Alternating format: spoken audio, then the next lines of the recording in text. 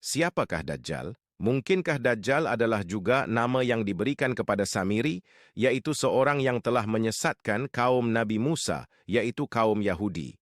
Seperti iblis, dalam Al-Quran, syaitan adalah gelaran diberikan kepada iblis, yaitu penghasut yang mengajak manusia kepada jalan kesesatan.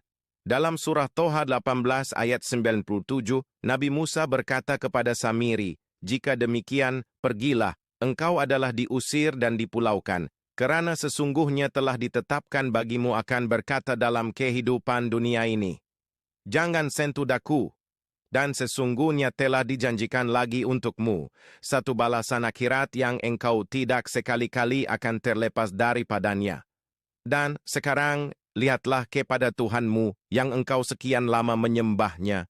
Sesungguhnya kami akan membakarnya, kemudian kami akan menghancur dan menaburkan serbuknya di laut sehingga hilang lenyap." Perkataan jangan sentuh daku, satu hukuman yang Nabi Musa kenakan kepada Samiri, dan ini membayangkan kehidupan Samiri jauh terpencil dari berada di kalangan orang ramai. Dia tidak kesal dan tidak akan bertaubat atas apa yang dia lakukan, serta akan mendapat balasan di akhirat nanti. Adakah yang ditemui sahabat Nabi di satu pulau adalah Samiri atau Dajjal yang masih hidup dan akan dilepas dari kurungan bila tiba masanya? Bukan sahaja Yakjuj dan Makjuj yang dikurung, malah juga Samiri hidup dalam kurungan untuk tempoh masa tertentu. Salam bahagia, tahukah Anda, seperti Haman, si Samiri juga merupakan orang kuat Fir'aun yang menjadi ketua kepada semua ahli-ahli sihir istana. Si Samiri diberi Allah kelebihan, selain memiliki kepandaian dalam ilmu sihir, dia juga dapat melihat perkara-perkara yang gaib. Seperti Haman juga, di dalam Al-Quran, Allah secara khusus menyebut nama si Samiri yang membawa fitnah ujian kepada kaum Nabi Musa, umpamanya pada surah Toha ayat 85 bermaksud, setelah selesainya urusan itu, maka Allah berfirman kepada Nabi Musa, "Sesungguhnya kami telah mengenakan kaummu satu fitnah ujian sepeninggalanmu, dan mereka telah disesatkan oleh Samiri." Manakala dalam surah Toha ayat 95 yang bermaksud, sesudah itu Nabi Musa hadapkan kemarahannya kepada Samiri lalu bertanya, "Apa pula halmu, wahai Samiri?" Di sini dapat rasakan betapa Nabi Musa kenal benar dengan si Samiri. Semasa berlawan sihir antara pemain ilmu sihir istana, Fir'aun menentang Nabi Musa. Si Samiri telah melihat kedatangan malaikat, membawa firman Allah kepada Nabi Musa. Rujuk kepada surah Toha, ayat 68 yang bermaksud kami berfirman kepadanya, "Janganlah engkau takut, wahai Musa. Sesungguhnya engkaulah yang tertinggi mengatasi mereka dengan kemenangan." Dalam perlawan ilmu sihir, ahli-ahli sihir istana Fir'aun telah kalah dan mengakui kebenaran yang dibawa oleh Nabi Musa, dan ini menimbulkan kemarahan Fir'aun serta menghukum mereka. Walau bagaimanapun, si Samiri telah melarikan diri untuk bersama kaum Nabi Musa, mungkin atas sebab kegairahannya untuk ingin tahu perihal malaikat yang ada bersama dengan Nabi Musa. Ikutilah siri ketiga yang akan menyusul nanti. Wassalam.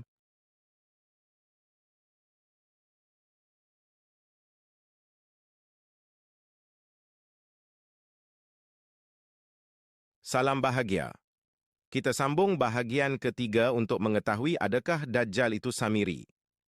Bahagian 1 dan 2 kita ketahui bahawa Samiri itu adalah ahli sihir istana Fir'aun dan punya kebolehan melihat perkara yang gaib. Samiri telah melihat malaikat yang datang kepada Nabi Musa semasa perlawanan sihir menentang para ahli sihir Fir'aun. Oleh itu, rasa ingin mengetahui lebih mendalam tentang malaikat yang dilihatnya, maka Samiri telah mengambil keputusan untuk lari bersama dengan Nabi Musa dan kaumnya keluar dari cengkaman Fir'aun.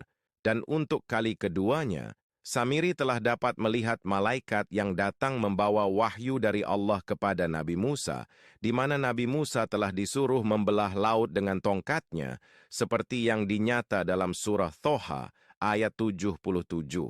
Dan demi sesungguhnya, kami telah wahyukan kepada Nabi Musa, "Hendaklah engkau membawa hamba-hambaku, yaitu kaummu, keluar mengembara pada waktu malam. Kemudian pukullah air laut dengan tongkatmu, untuk mengadakan jalan yang kering bagi mereka di laut itu. Janganlah engkau menaruh bimbang daripada ditangkap oleh musuh, dan jangan pula engkau takut tenggelam. Dan ketika melihat malaikat yang ada bersama Nabi Musa, bekas kesan jejak tapak malaikat berdiri menghasilkan sesuatu yang aneh. Tanpa membuang masa, secara rahasia, Samiri mengambil dan mengumpul bekas kesan-kesan jejak tapak malaikat untuk simpanannya. Ini seperti yang diceritakan dalam surah Toha ayat 96, ia menjawab, "Aku mengetahui dan menyadari apa yang tidak diketahui oleh mereka, lalu aku mengambil segenggam dari kesan jejak Rasul itu, kemudian aku mencampakkannya, dan demikianlah aku dihasut oleh hawa nafsuku." Ikuti siri keempat yang akan datang tentang bagaimana Samiri membuat anak sapi.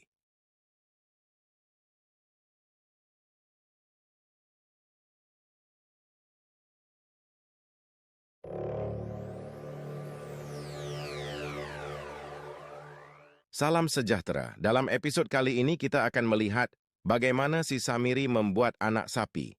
Rasa kegairahan untuk mengguna dan ingin melihat apakah keajaiban dari bekas jejak Rasul yang dimilikinya itu, maka si Samiri menggunakan peluang yang ada semasa ketiadaan Nabi Musa untuk mencuba ilmunya pada bekas jejak Rasul itu. Tambahan pula ketika itu, ada di antara mereka dari kaum Nabi Musa yang mengeluh kerana terbeban disebabkan membawa bersama mereka pelbagai jenis barang-barang perhiasan kepunyaan orang-orang Mesir. Oleh itu, mereka mencari jalan untuk melupuskan semuanya. Peluang ini diambil Samiri untuk memujuk mereka meleburkan barang-barang perhiasan berkenaan dan mereka bersetuju tanpa sebarang syak wasangka kepada Samiri, memandangkan Samiri pun turut berbuat demikian. Ketika inilah Samiri mengguna mentera ilmu sihirnya bersama segenggam bekas jejak Rasul yang ada padanya, dilemparkan ke dalam relau pelebur.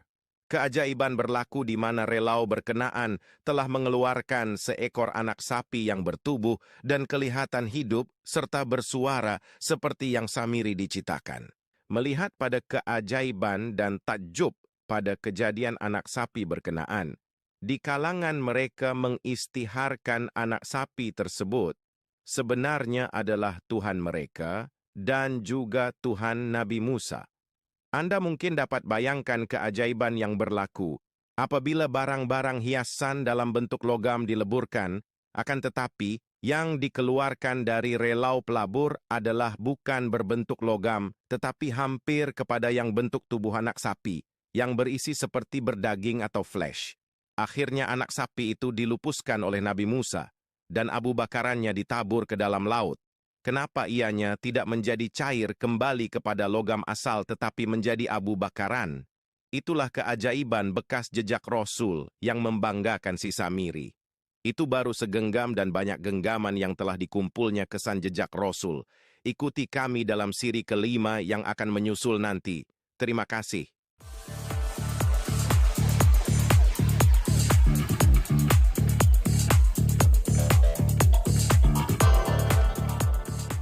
Assalamualaikum. Dalam siri kelima ini, kami berharap anda dapat menonton video ini sehingga habis kerana ianya mengandungi petikan ceramah Ustaz Oni, serta beberapa teori kami tentang apa yang berlaku di kawasan tamadun Indus dengan kehadiran si Samiri dan pengikut-pengikutnya. Dan inilah kisah penghalauan pertama, kisah pengusiran pertama. Seorang lelaki yang diberi gelaran Samiri. Inilah Samiri. Nabi dan Rasul Musa, nama Samiri pun Musa juga. Takdir sama. Hatu Musa Nabi Allah, ni Musa Samiri.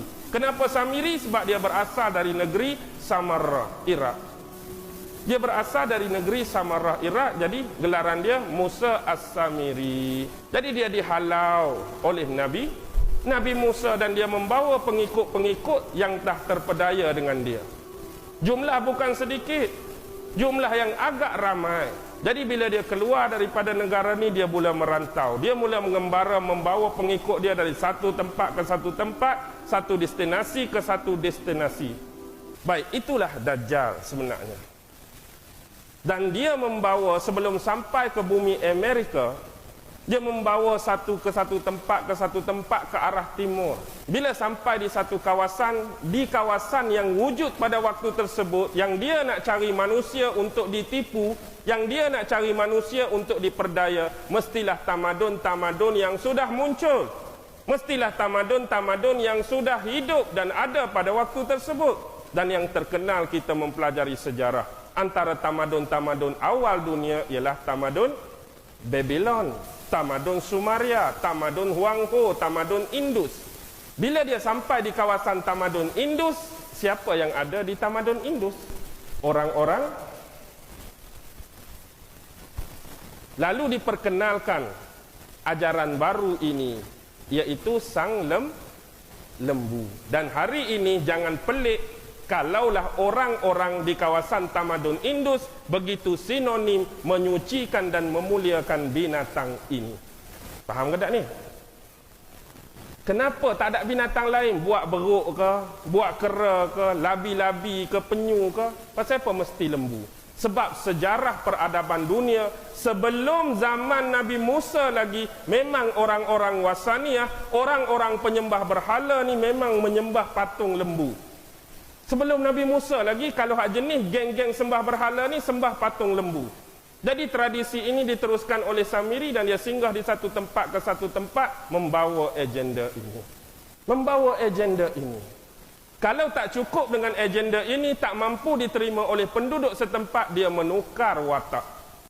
Kadang-kadang tak mampu untuk diterima satu-satu tempat dengan lembu, maka dia tukar kepada binatang lain pula. Dan hari ini dengan agama Hindu tak cukup dengan lembu. Dia buat apa? Ular tedung. Pi agama Buddha dia buat apa? Raja monyet. Tahu raja monyet? Kisah raja monyet dalam agama Buddha. Monyet lah, ada binatang tu lah, ada binatang ni lah, macam-macam binatang. Dari sudut berhala-berhala atas nama binatang yang diwujudkan dan dimunculkan oleh Dajjal. Tetapi apapun yang pasti dia tak akan meninggalkan teras asas ini, iaitu Trinity. Kedatangan si Samiri ke lembah tamadun Indus membawa bersama-sama dengannya: 1. Penguasaan ilmu sihir yang tinggi kerana si Samiri merupakan salah seorang ahli sihir Firaun yang terhandal. 2. Baki bekas kesan jejak Rasul yang masih berbaki dimilikinya. Kesan bekas jejak Rasul adalah bekas kesan tapak kaki malaikat pada pasir yang dikumpul dan digunakannya untuk membuat anak lembu dari emas. Dari surah Taha ayat 96. Maka aku ambil segenggam dari jejak Rasul, Jibril, lalu aku melemparkannya, mencampurkannya ke dalam emas. Dan demikianlah nafsuku membujukku. 3, ia itu pengikut-pengikut yang tetap setia kepadanya. Tahukan anda, sepanjang keberadaan si Samiri serta pengikut-pengikutnya di lembah Indus ini, mereka telah membina satu kota, The City of Gods, di kawasan berdekatan dengan persisiran pantai. Berbekalkan kesan jejak Rasul yang masih dimilikinya serta penguasaan ilmu sihir yang tinggi, si Samiri telah membentuk kumpulan-kumpulan pengikutnya, memiliki kekuasaan keajaiban sehingga membentuk menjadi satu kerajaan Tuhan dewa-dewa dan dewi-dewi. Cerita-cerita tentang Tuhan, dewa-dewa dan dewi-dewi ini dapat kita dapati seperti yang diceritakan di dalam kitab-kitab agama. Malah Tuhan dewa-dewa dan dewi-dewi ini seterusnya dizahirkan dalam bentuk berhala-berhala, menjadi sembahan kepada penduduk di lembah, berkenaan serta berkembang ke daerah lain sebagai satu pegangan agama. Dan dengan itu juga lembu tiada lagi menjadi sembahan, akan tetapi dianggap sebagai haiwan yang suci. Kisah-kisah penguasaan ilmu Tuhan dewa-dewa dan dewi-dewi, serta pengikut-pengikut si Samiri, juga banyak direkodkan dalam bentuk ukiran di kuil-kuil kuno yang masih wujud sehingga kini. Mereka memiliki teknologi kuno, persenjataan, peperangan, dan penerbangan, malah berjaya meneroka ilmu genetik manusia hingga dapat mengubah rupa bentuk manusia mengikut kehendak mereka. Teknologi kuno yang berunsur tenaga sihir dan kesan tapak Rasul ini telah membawa pelbagai kerosakan di muka bumi dan amat membimbangkan. Kerajaan Tuhan dewa-dewa dan dewi-dewi ini tidak sepi dari konflik yang membawa pelbagai pergeseran dan pergaduhan, serta peperangan sesama mereka, antara baik dan jahat. Dan sehingga telah tiba satu masa, Allah telah membinasakan keseluruhan kota ini dengan limpahan air laut, menenggelami keseluruhan kota ini, akan tetapi membiarkan mereka untuk berpindah ke suatu tempat yang lebih tinggi, membawa bersama-sama mereka peralatan teknologi kuno, penguasaan ilmu sihir, dan pasir bekas jejak Rasul yang masih berbaki. Ikuti kami dalam siri seterusnya, siri ke-6, Adakah Dajjal itu si Samiri, untuk mengetahui apa yang berlaku seterusnya.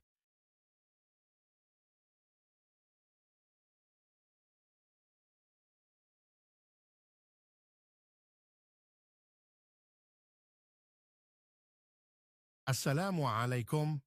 Dalam siri ke-7, adakah Dajjal itu si Samiri? Kami ingin membawa Anda kepada peristiwa yang berlaku kepada kaum pengikut-pengikut si Samiri sebelum mereka berpindah ke banjaran Himalaya. Peristiwa ini berlaku bila mana kota Tuhan-Tuhan yang berada di persisiran pantai mula dinaiki air. Ini merupakan balasan Allah kepada kaum pengikut-pengikut si Samiri menjadikan diri mereka sebagai Tuhan, dewa-dewa dan dewi-dewi hingga membawa mereka dizahirkan dalam bentuk berhala sembahan dalam satu agama. Apabila kota mereka mulai dilimpahi air, mereka perlu mencari penempatan baru, yaitu tempat yang paling tinggi dan tempat yang paling strategik adalah di satu tempat di banjaran Himalaya. Dengan menggunakan kuasa sihir dan bekas jejak Rasul, si Samiri mengguna kemahirannya untuk menzahirkan sebuah kota dimensi dalam gunung piramid dan punya pintu gerbang laluan masuk ke dimensi lain yang hingga hari ini dikenali dimensi Shangri-La atau Shambhala.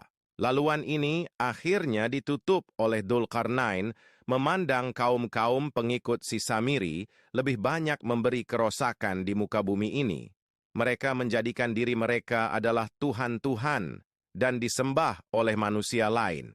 Tembok yang dibina oleh Dzulqarnain ini didirikan berada di ruang dimensi yang sama dan ianya tidak dapat dilihat oleh kita, tetapi hanya mereka yang berada di dimensi sana.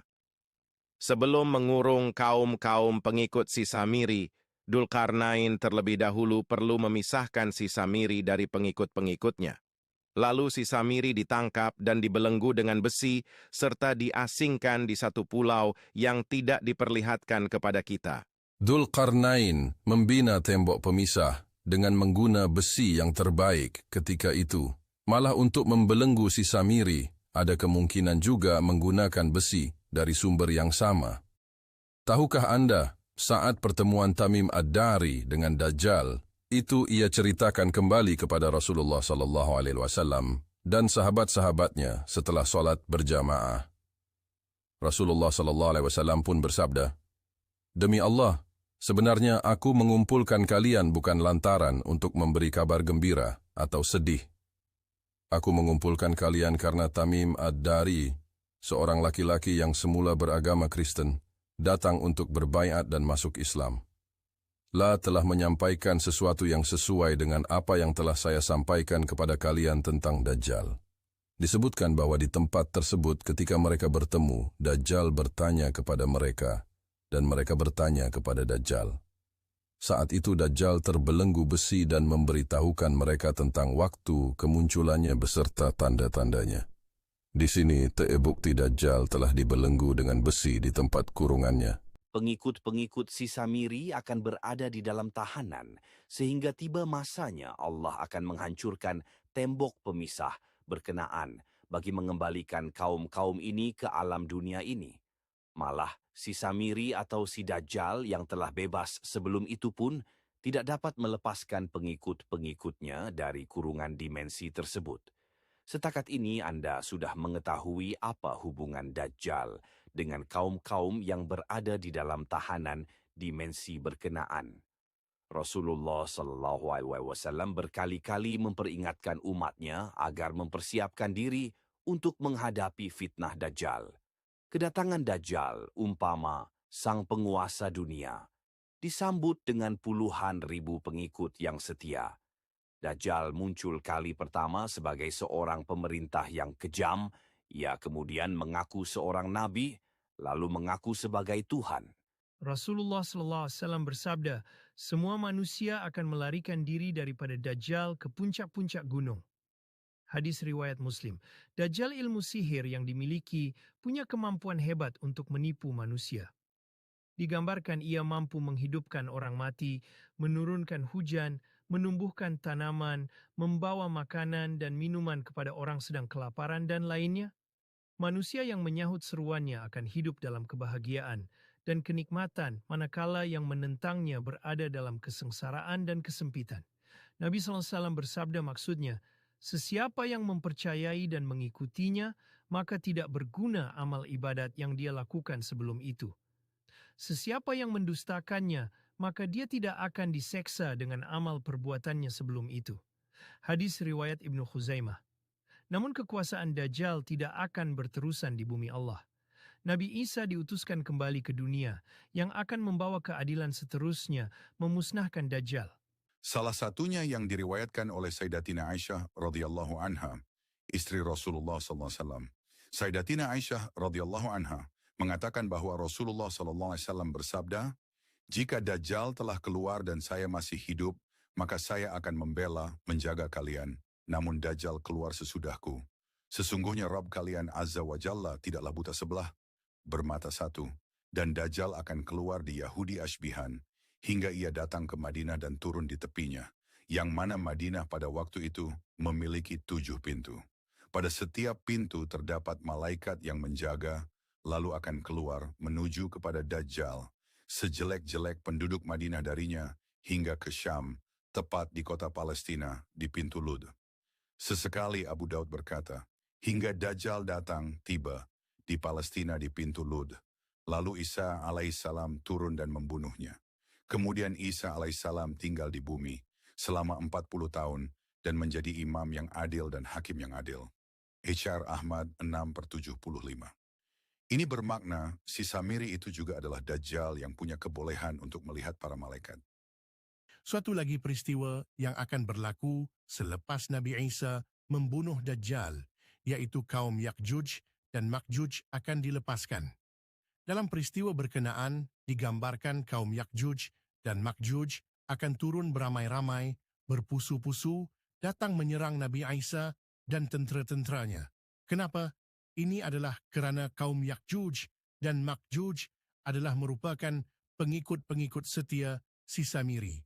Mengetahui akan si Samiri atau si Dajjal telah dibunuh oleh Nabi Isa, maka berpusu-pusu mereka turun mendatangi untuk memusnahkan Nabi Isa dan tentera-tenteranya serta mana-mana manusia yang masih hidup ketika itu.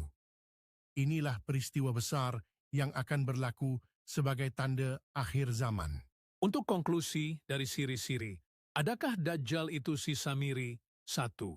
Si Samiri itu ada Dajjal 2, yang memiliki ilmu sihir yang tinggi, serta memiliki pasir kesan jejak Rasul.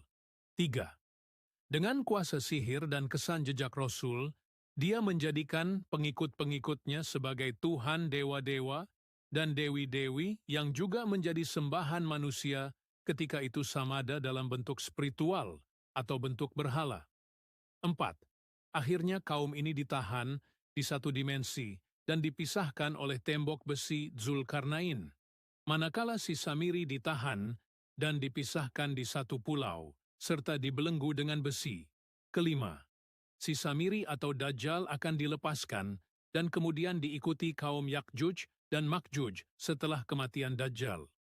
Mari kita lihat atas apa yang dirakamkan Allah di dalam ayat-ayat Al-Quran perihal kaum Ya'juj dan Ma'juj, serta para penyembah kaum Ya'juj dan Ma'juj samada, dalam bentuk spiritual maupun dalam bentuk berhala. Mari kita lihat atas apa yang tercatat di dalam ayat-ayat Al-Quran perihal kaum Ya'juj dan Ma'juj, serta para penyembah kaum Ya'juj dan Ma'juj samada, dalam bentuk spiritual maupun dalam bentuk berhala.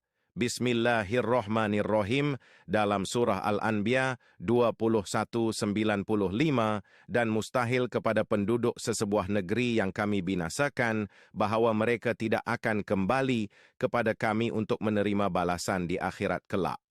Dari siri yang lepas kita telah didedahkan terdapat satu kota yang dihuni oleh Tuhan dewa-dewa dan dewi-dewi ciptaan si Samiri telah dibanjiri air laut dan ini menyebabkan mereka berpindah ke tempat yang lebih tinggi.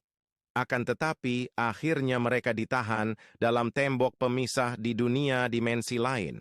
Allah pasti akan bawa mereka kembali ke dunia ini untuk merasai kematian dan pengadilan di akhirat. Seterusnya pada ayat Al-Anbiya 21:96. Demikianlah keadaan mereka di dalam tahanan hingga apabila terbuka tembok yang menyekat Yakjuj dan Makjuj, serta mereka meluru turun dari tiap-tiap tempat yang tinggi.